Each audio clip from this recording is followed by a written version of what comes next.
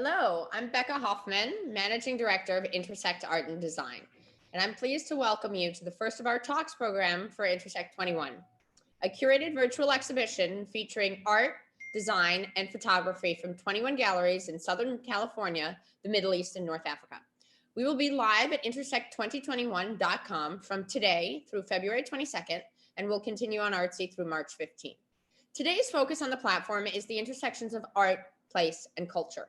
Thus, it is my pleasure to introduce Mohamed Benhadj, founder and curator of Al-Tiba9, who will be moderating a talk entitled The Cultural Oxymoron, Exploring Notions of Spirituality, Society, and the Breaking Down of Cultural Boundaries, and much more. We hope you enjoyed today's discussion. Thank you so much for joining us, and I'll turn it over to Mohamed now.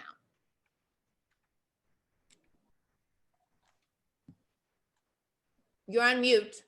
Okay, so hello everyone, I'm Mohamed Benhadj. Again, I'm founder and curator of Al-Tiba9 Contemporary Art, one of the galleries exhibiting in the Intersect 21 Art and Design Fair and of this year. So I've brought to you a special selection of art professionals, performers, artists, designers, to bring a different mix of creativity, of business vision and a creative vision. So here where we have with us Laura Gallon and Sara Tortato from Arte Laguna Prize from Venice, Italy. And then we have Massimiliano Moro, artist and light designer from Switzerland, and the Amirah Sackett, hip hop dancer and performer from Chicago. So I go ahead with the meaning of Al-Tiba9. Al-Tiba9 is the meaning of Al-Tiba9 is the oxymoron in Arabic. So the oxymoron, the phrase of oxymoron, is a basic, simple example that I can all the time give to all the network. And I say, when we talk and say the same difference, it makes sense. But then usually when we focus on the word, it's the game between same and difference. So when we guard the same and the difference, it makes something new, which is the same difference. For that, I brought you these 4 different profiles that gonna make the sense of the same difference. So we are all here different on backgrounds, but we together bring something new and something that what I call the universal language. With Laura Gallon, that I met her in 2015, I participated in Arte Laguna Prize, one of the finalists of the contest. Laura Gallon, we will talk about this contest, introduce her vision and the person he is. To you, Laura. Hi, everybody. I'm Laura, and I founded the Arte Laguna Prize with Beatrice 15 years ago. Arte Laguna Prize was founded with the dream of giving new life to contemporary art, to discover new artists and create new events.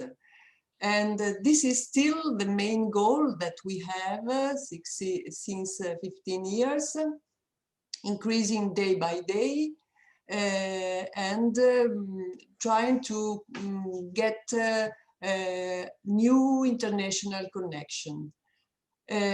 What we understand since the beginning is that to have new ideas and artist proposal, it was necessary to create a network of exchanges where everyone brings his own vision. We started creating the cultural association MOCA, Modern and Contemporary Art, which now include over 200 members, among which there are entrepreneurs, professionals, collectors, and art lovers. And we spread our vision internationally, reaching hundreds of institutions, museums, foundations, galleries, residencies. Our vision does not have any limit. And we think that art is a universal language, and we want to connect the whole part of the world. That's great, great. So it was a great experience since 2015. We're gonna talk also with the more details about how this like cultural exchange between an art professional and artist at that time, that it grow into big things, and we built partnerships and network. Introduce quickly right now Massimiliano Moro, which is one of the artists I collaborated with in 2019 for the first time, where I invited him to exhibit in the Mama Modern Art Museum of Algeria, where he had to confront his work of light and design in the Arab Cultural Society, basically. Hello, Massimiliano. Hello, everybody. Yeah. And then we have also Amirah Sackett at the same exhibition 2019 in Algeria, where I invited her to perform live. I would like to highlight quickly before giving her the word that Amirah, she is one of the 16 Muslim American women that made America great in 2016. And she is also the author of the movement, We're Muslim, Don't Panic. So here we have Amirah. Hello. We don't hear you. Hello, everyone. Yeah. I'm so happy to be part of the panel today. Oh, great. Thank you. So now I just go back to Laura, and I want to highlight also that Arte Laguna Prize is one of the most famous art competitions that held in Arsenal of Venice. It's place of Venice Biennale, and it features over 100 artists from all over the world. It's also wearing the title of the most democratic contest of contemporary art. But it's not only an art contest, it's also a great network of international exchange and partnership. How did this start at the beginning? How did you get the idea to build a network, and what was the necessity to start all this, Laura? Or Sara, I think Sara can talk about that. Okay, yes, in fact, the necessity, as Laura said before, was exactly the fact that we wanted to discover new talents and give new opportunities to the artists. At the beginning, Laura and Beatrice started really from zero, I can say, because they hadn't a gallery, they hadn't, they worked in the marketing sector.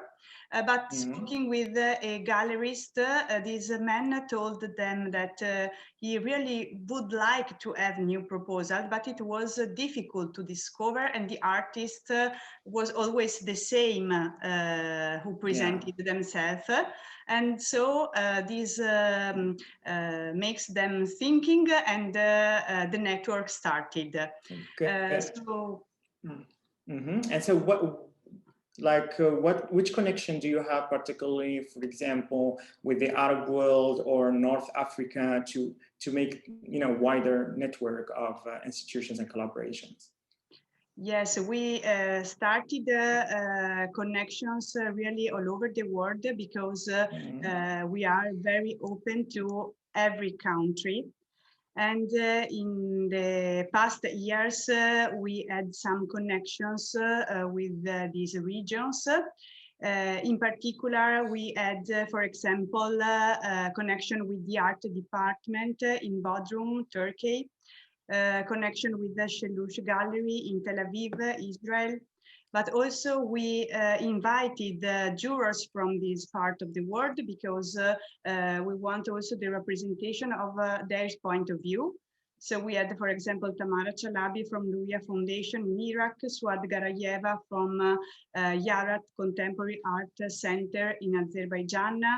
And our connections allows artists from this part of the country to be known and to be represented also in Venice. But it was also very interesting to see how artists from Europe, from America, from China, was very interesting to be selected and have the possibility to exhibit in this part of the world.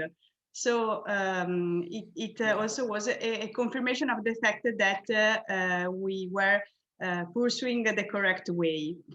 But in fact, there could be also some difficulties with some regions, as for example, for the language or for a different culture. So, but I think art is a universal language, like even if they don't speak English or they don't speak Italian or Arabic. So art, it's a universal language that can guard all together. I think the viewer right now is very curious about what Arte Laguna Prize look like. So I think we will screen a video. So we will show them what is Arte Laguna and the magic that you have in Venice. I'm happy. I'm smiling all the time. I feel lucky to be selected. I didn't realize that there was so many. But also I feel that all my hard work has been paid off. Makes me feel good about what I'm doing. Getting this opportunity with this history all around you is a privilege. I'm so happy.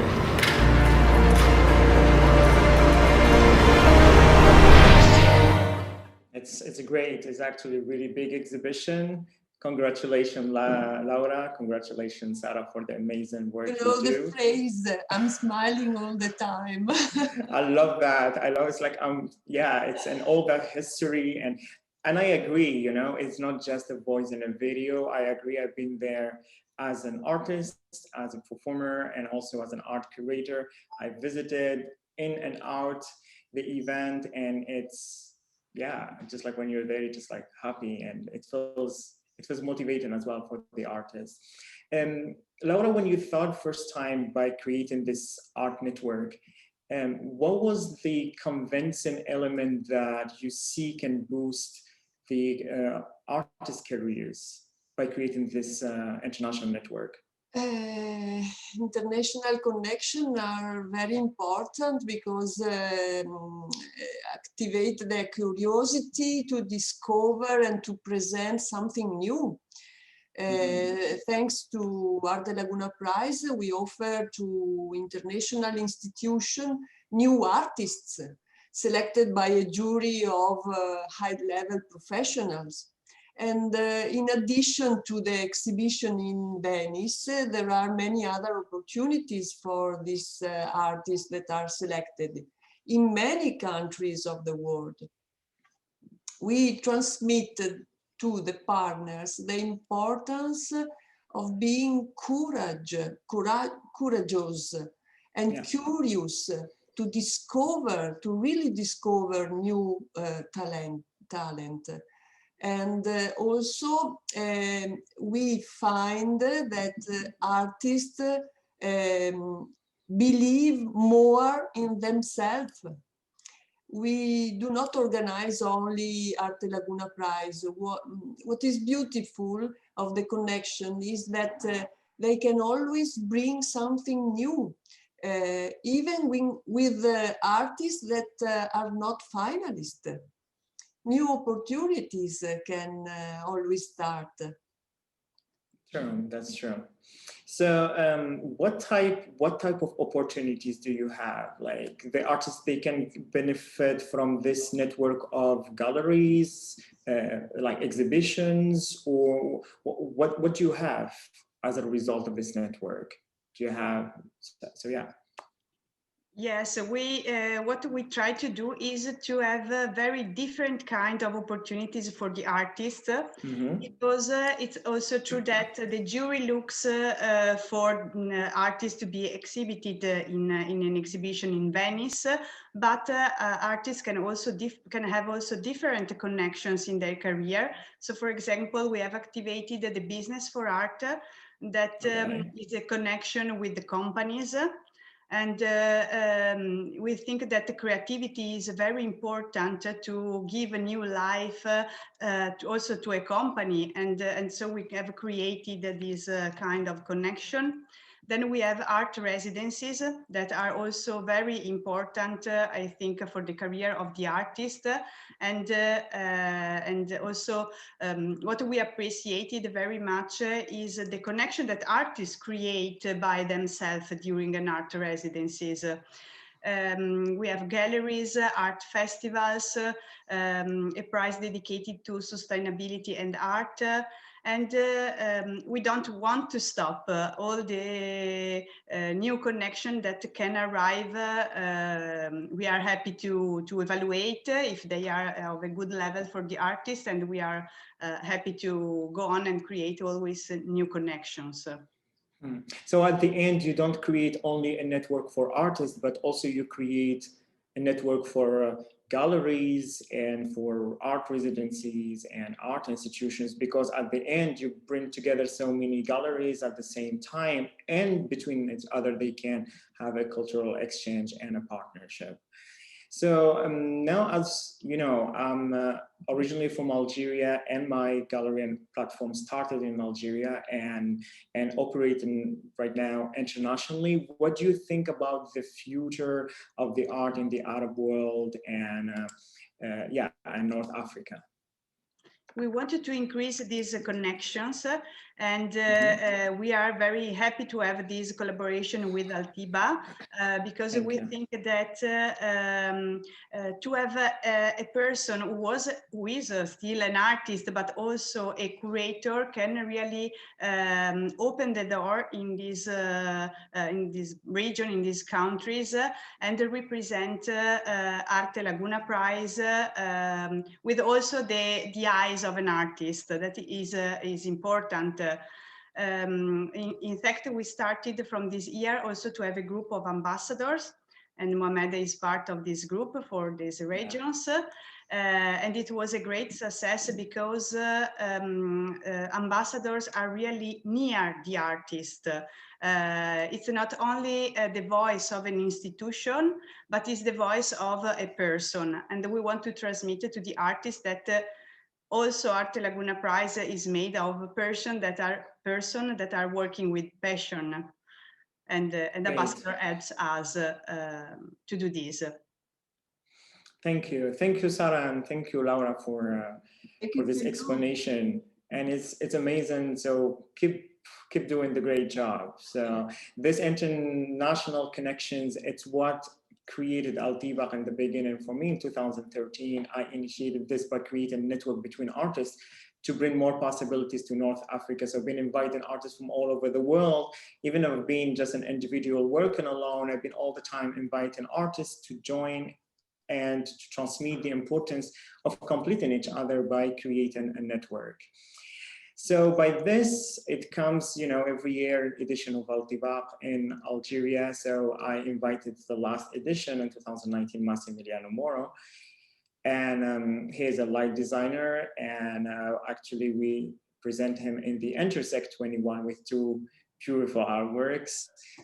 Tell us a little bit about your work, and so let us know a little bit what you do. Well, hello everybody. I think everything started when I wanted to find a material to work with that was free of symbols, free of metaphors. It was pure material. So I'm a sculptor at the beginning. I studied sculpture. I started from there, and I went backward until I found the element that I was comfortable with, and that was light. So if in visual arts, I think you cannot go more backward than light to work with, because essentially light is what makes us see the world. And so by that, I found a way to work with emotions, work with architecture, work with sculpture in a way that I could leave behind all the symbols, all the metaphors, all the hidden meanings, and focus to do sculptures, light sculpture actually, that are exactly what they are. So in my line of work, I try to present to the viewer something that they see for the first time, and something that they don't have to think about, they just have to see. And that's a moment you can actually recognize when you are in that place, in that moment, because it's when the mind starts to wander a little bit. and you find yourself contemplating and just watching something, following the movements without thinking anything else. So good. I will invite the viewer to see one of your artworks while we keep commenting, and this, it gives them like a good view of your perception. Exactly. There is one of the work presented in the Intersect 21 until the 22nd of February. So yeah, can you just take this artwork as an example of what you said?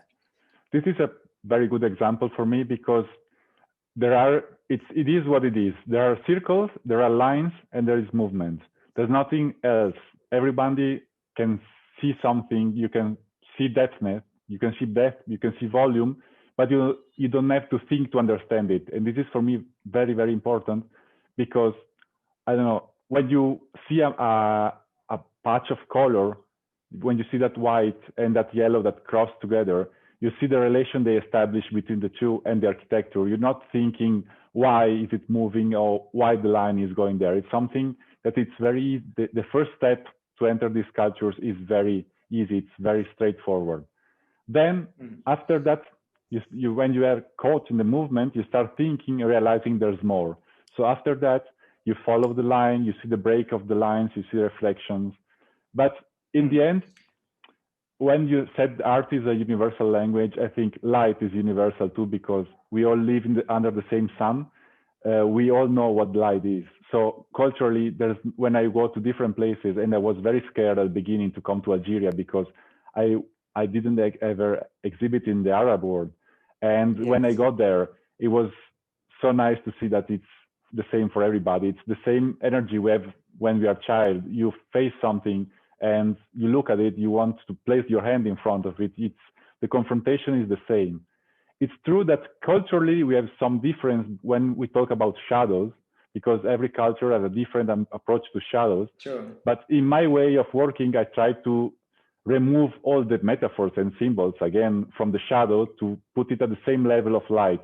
So by making the shadow colored, for example, or in movement, I can really forget about what that shadow is. You're seeing a new element, you're seeing a new equilibrium. So this universality gets to the shadow as well. And this is, for me, it's very exciting to see in different places, in different cultures, because every time you go to a new place, and when I say new place, it's not a new country. It could be at the same place you've been in another house.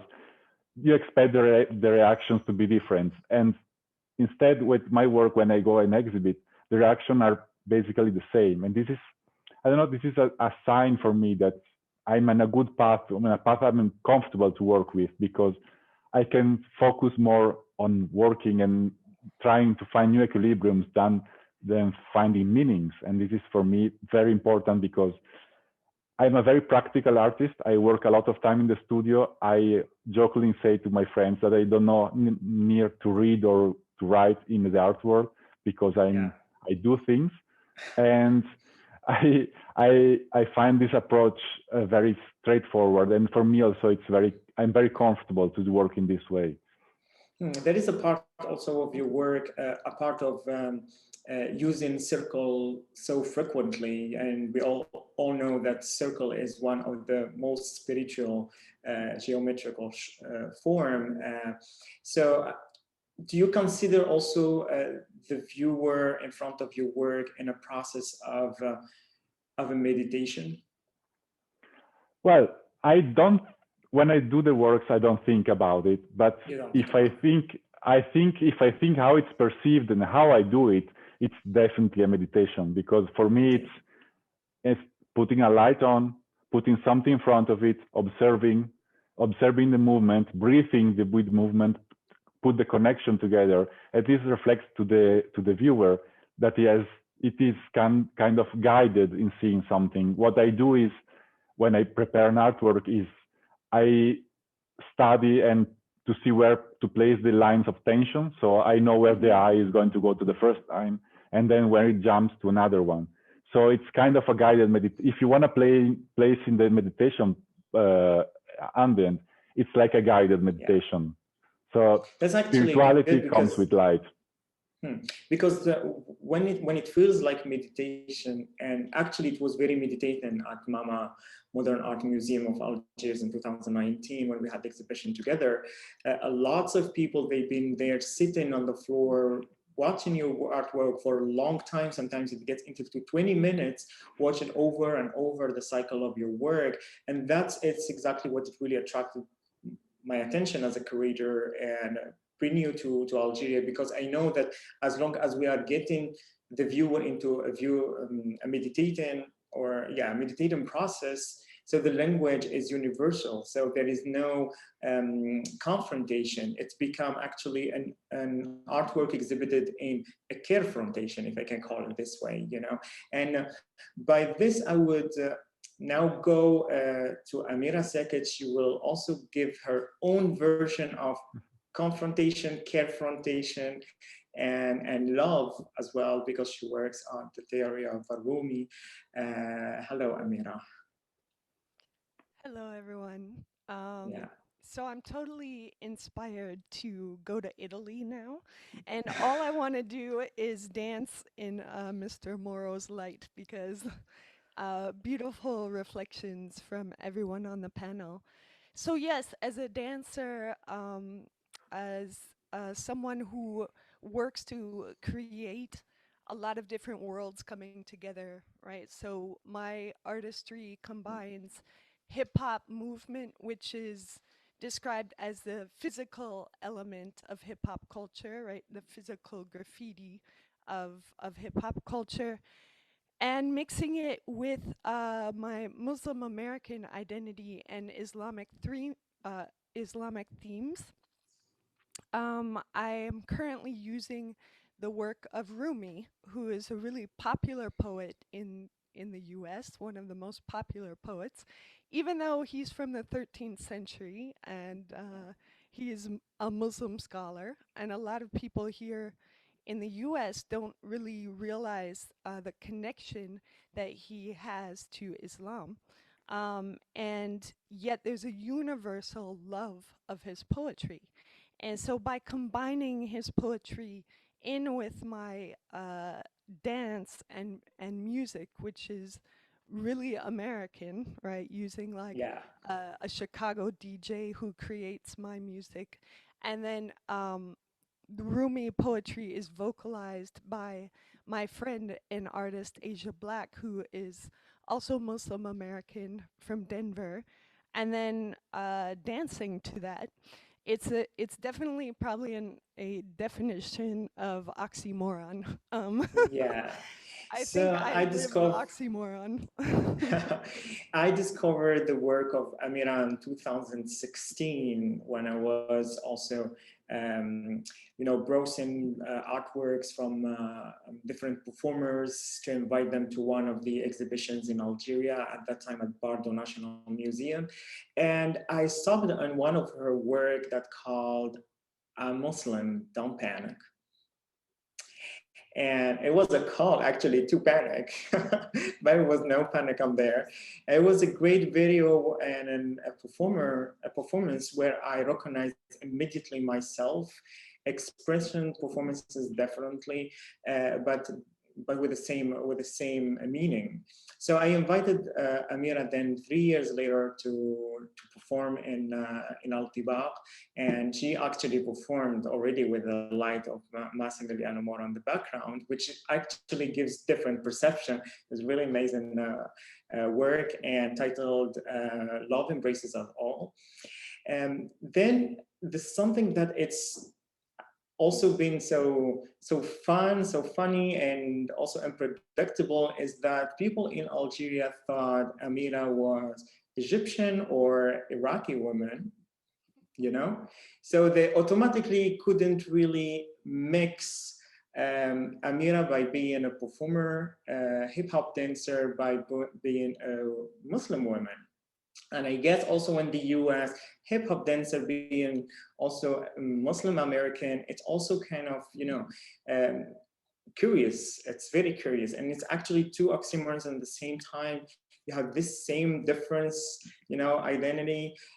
You also then later on went for a residency, you know, as we talk of professional network, residency in Shanghai Islamic Art Museum.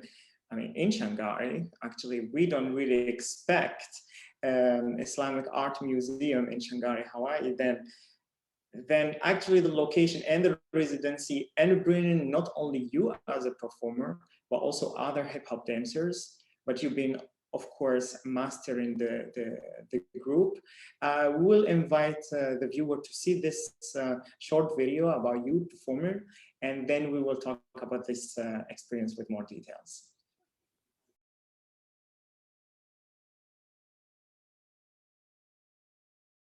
And so to be in this place as an artist, sharing the space with these other artists from centuries ago who are Muslim as well, there's no greater honor.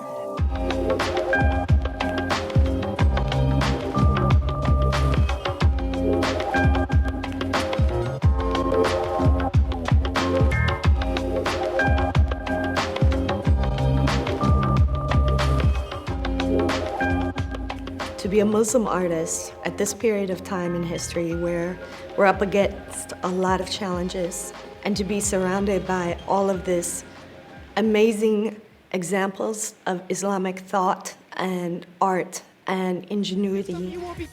And I'm here dancing in this magical place, surrounded by the brilliance of those who came before me. That experience alone is unfathomable. Fiery breath, look like you ain't got no energy left. When I came here, you know, and they're like, okay, we want you to collaborate with supergroupers. I was like, awesome. And then we put together a little structured improv between me and Keith Cross and Naveed that's really fun. When I say hip, you say hop. Hip, hip, hip, hip. You know, we come from different places, we have different upbringings, different understandings, worldviews, but we have this commonality in hip hop, so we immediately speak each other's language. You don't need a fancy studio. You don't even need a really fancy floor. You know, you just have the right people together and it's a party. And so I think that's the magic of hip hop and like us coming together like this. It's like surprising and then not surprising, because it's also like, oh yeah, that's why we love what we do. That's why we're in this form. Beautiful day, blessed to say that I'm living in Hawaii, nay. Waikiki Beach is only like 2 blocks away, where rippers ride waves like every day.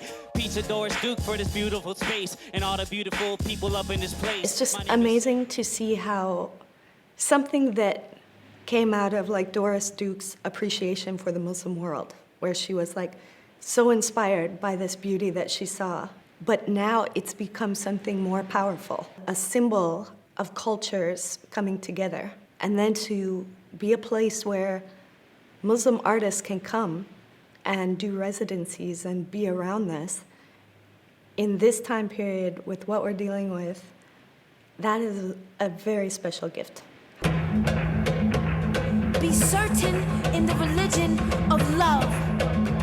Be certain in the religion of love, Be certain in the religion of love that there are no believers or unbelievers. There are no believers or unbelievers because love embraces us all. Love embraces all. Love embraces. Love embraces all.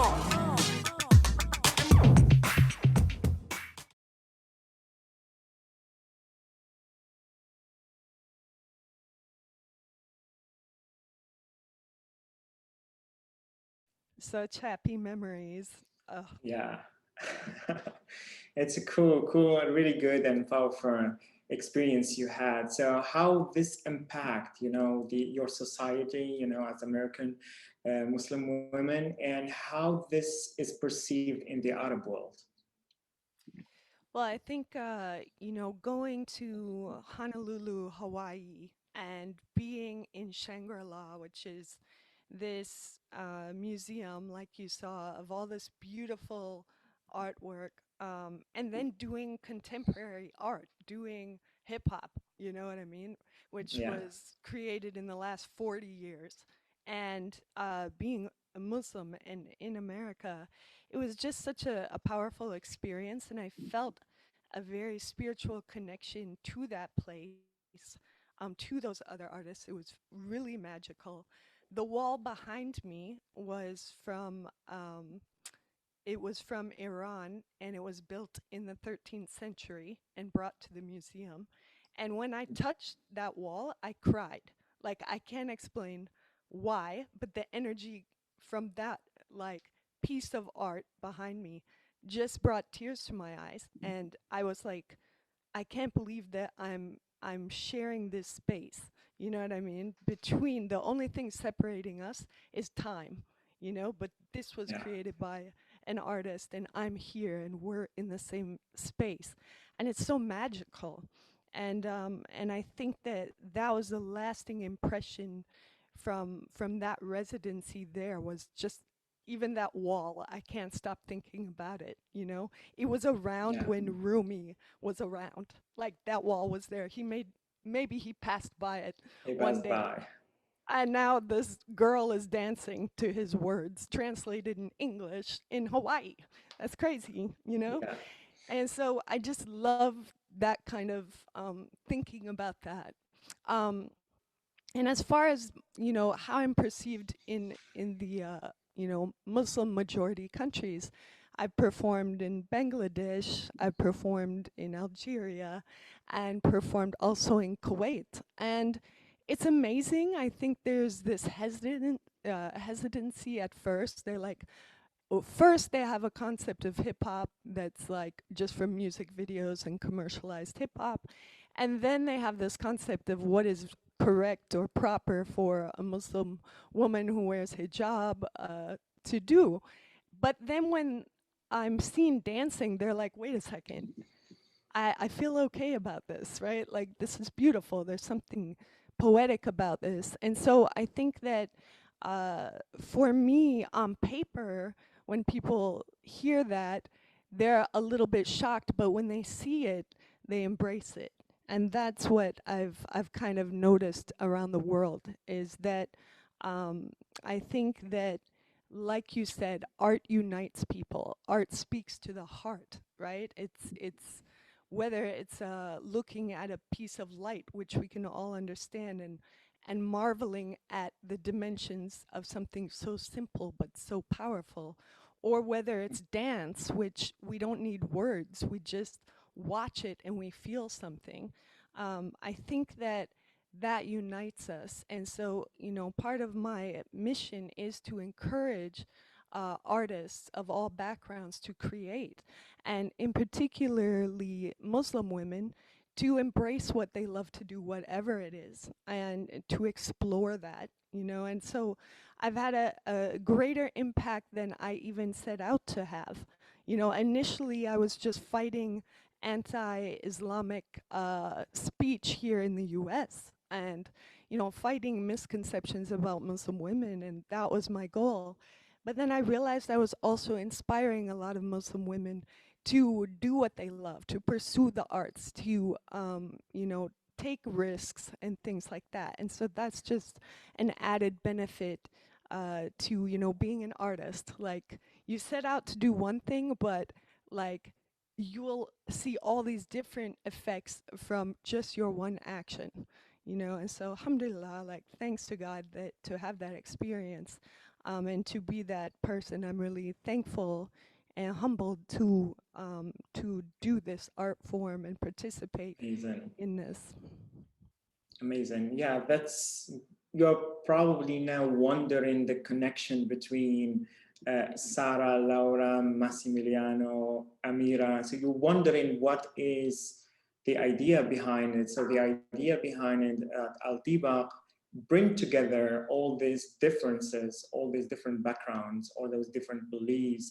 Same as on your work, you said there is no believers or unbelievers, but there is love, there is connection with everyone. There's a universal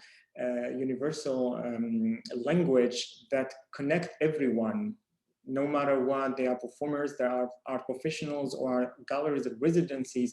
At some point when we are at the level of universal language, no matter what, the connection is here. So I invited today our professional artist, performer and some of you behind the screen right now, artists, art professionals as well, or art lovers, collectors.